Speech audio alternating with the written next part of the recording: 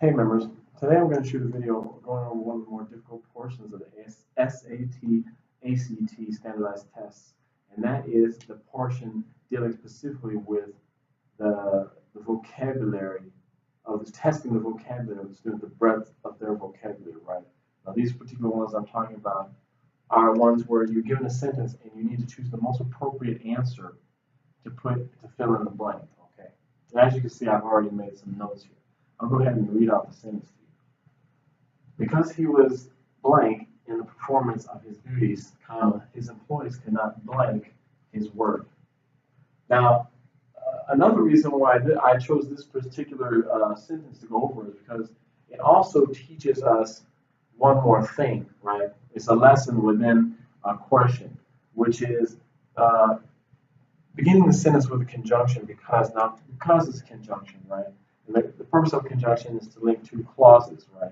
But each conjunction has a specific purpose. It conveys us a certain meaning, right? There's a certain connotation to it because, or not connotation, but a relationship, right? Based on between the two clauses that the conjunction connect. In this case, because links two conjunctions which have a relation of being the reason, the result, and the reason, right? Now, everything after the conjunction because will be the reason for what's after the comma, which is the result, right? And that's particularly, I know it might sound like, oh, well, that seems kind of, self-intuitive, but actually I find in my experience that a lot of students have trouble with this, the order of the conjunction within the sentence, right? I also did an example a while back, a video talking about although as the conjunction beginning a sentence, right? Okay, so that was the reason that I had put because in a box, right? What I've also done is I've underlined he, right? So when you start the sentence with conjunction because, you have your subject he, right? It's important to understand the relationship between all the words and all the parts, to know all the parts of the sentence in order to fully understand English grammar, right? Don't be intimidated by it. You just have to learn this kind of stuff. It's all rather, once you learn it, it's rather, it's pretty intuitive. Okay. So also, what I've done is I've put a positive sign here and a negative sign here. This is just to denote what kind of the value of the words that need to fit in there, right? We're going to put something positive here, right? And we're going to put something negative here, right?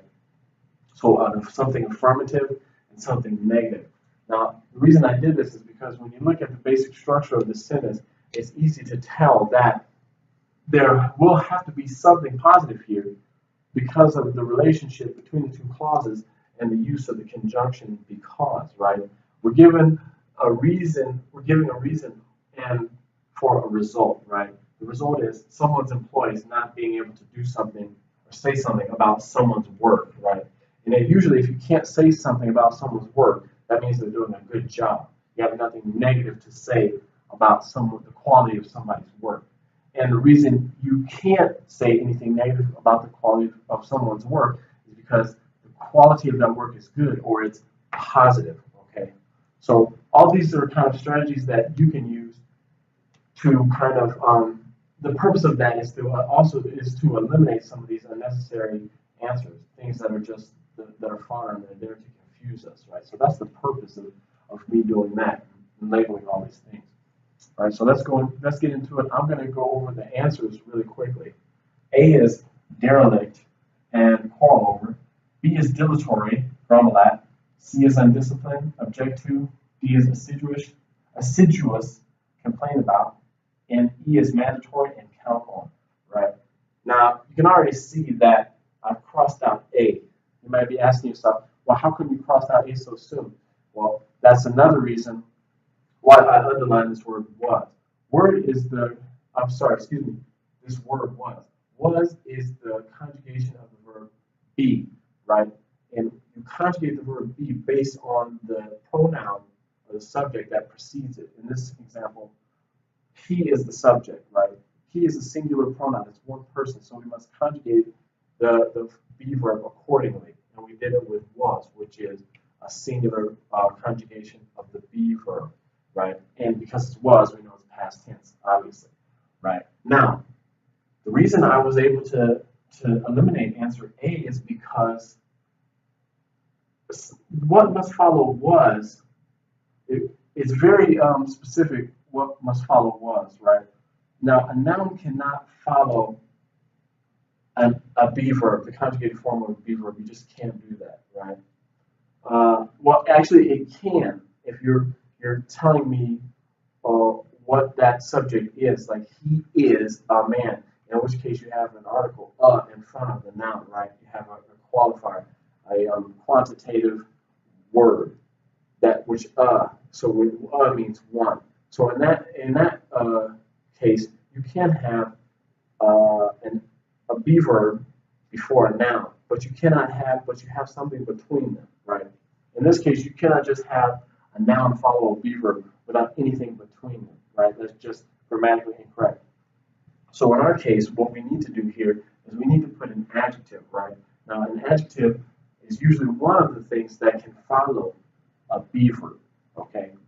So that's the reason I was able to eliminate A, because derelict is a socially unaccepted person, a social outsider. And that part of speech is a noun. Derelict's part of speech is a noun. Now, parts of speech are anything that covers nouns, verbs, adjectives, adverbs, conjunctions, interjections, things of that nature. Those are all articles. Okay. Oh, excuse me, not articles, parts of speech. Excuse me. So we know that this noun cannot follow the conjugated form of be, was. Okay, because what must fit in here is an adjective. And all of these answers here are adjectives. So if we know that, we know at least one of these is an adjective, and we know this is a noun, we'll be able to eliminate that because there are more adjectives than there are nouns in this first part of the answer. Okay, so we're able to eliminate that for that reason. Also, now come over here, we have this blank in the second part of the question. Now, if we look at all of our answers, just as we said this is a noun and all the rest of them are adjectives, we can look at these and say, well, what's the commonality between all of these? These are all verb phrases, right? Now, since they're all verb phrases, we don't have one particular answer that stands out. However, we need to look at the theme of those verb phrases, right? So we have quarrel over, grumble at, object to, complain about, and count on. All of these have a negative connotation right off the bat, right? To quarrel is to fight, okay? To complain is to grumble at is to complain about something. To object to means to disagree with. To complain about is pretty obvious. To complain about something, you just express your dislike of something.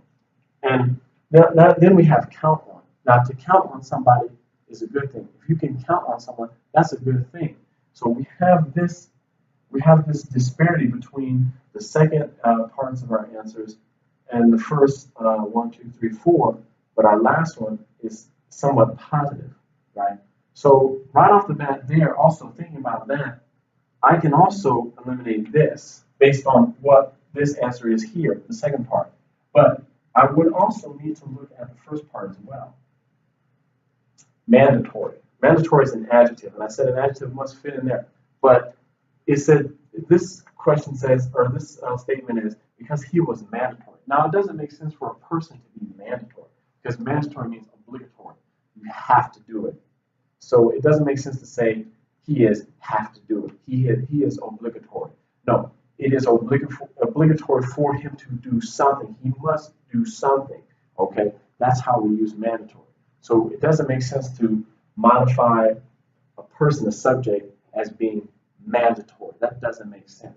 So we are justified in eliminating this E answer. Okay, so thus far we've already eliminated 2 answers without actually looking at a lot of the information that we have between them. Now let's do that. Okay, here we have B, dilatory. Okay, a synonym for dilatory is to delay. If something is dilatory, it's a deliberate delay of something, right? A dilatory action would be an action with a specific purpose of delaying something else, right? Delaying an inevitable action, something else, right? That's what dilatory means. And dilatory is an adjective.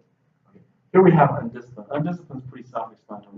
If you're undisciplined, then you don't have um, the not necessarily the know-how, but you don't have the ability to concentrate. Okay, so you can think of undisciplined as not being able to concentrate in order to finish something or do something. Okay, here we have assiduous. Now, I'm willing to bet a lot of kids might not know what this means, right? So let's figure out. Let's do this as pretend we don't know what assiduous means. Okay.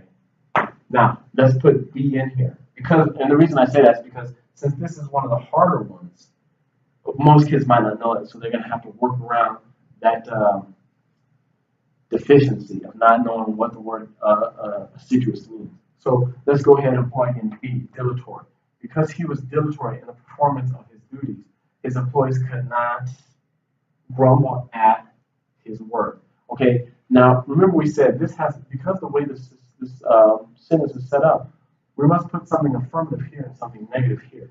Now, dilatory, to delay something, that doesn't have any positive, doesn't convey any kind of positive, anything positive, right? There's no positive connotation there. To delay something that's really bad because you should just do something. If you know you need to do something, you need to do it right away. To delay is not something that's thought of as positive. So right off the bat there, we can go ahead and eliminate B as well because we have two words that carry negative connotations, right? To be dilatory, to delay, and to grumble at or complain about. And it would make sense if he was delaying his actions and his employees would not complain about that. That would be a reason that they would complain because he's always delaying something. He's always putting something off. He's always putting his duties off, right? So that is wrong. And actually, this might also be a word that students don't know. Okay.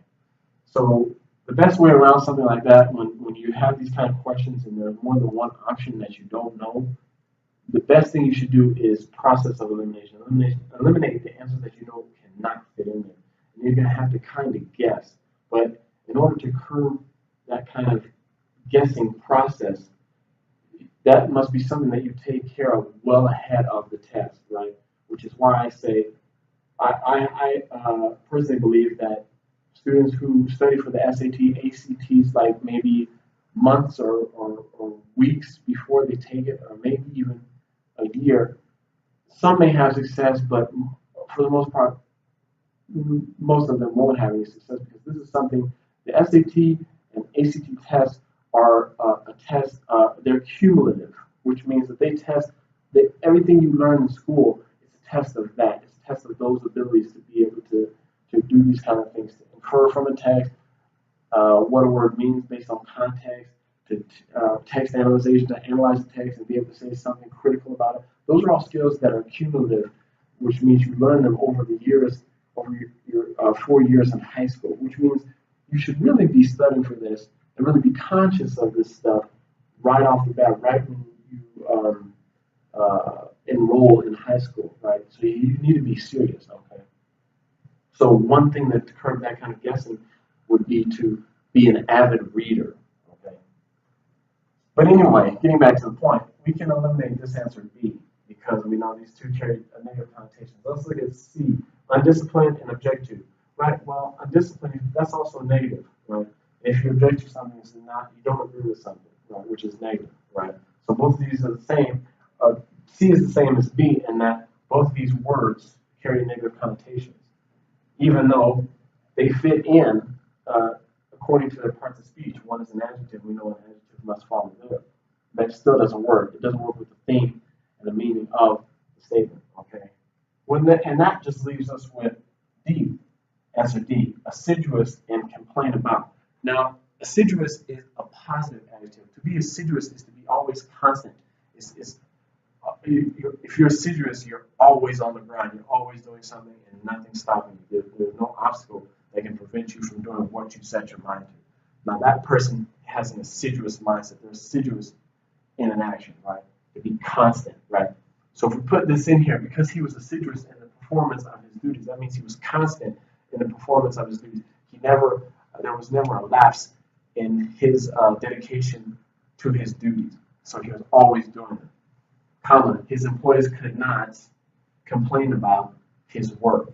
Okay, So this is the only one that does fit in thematically and grammatically into our passage here, right?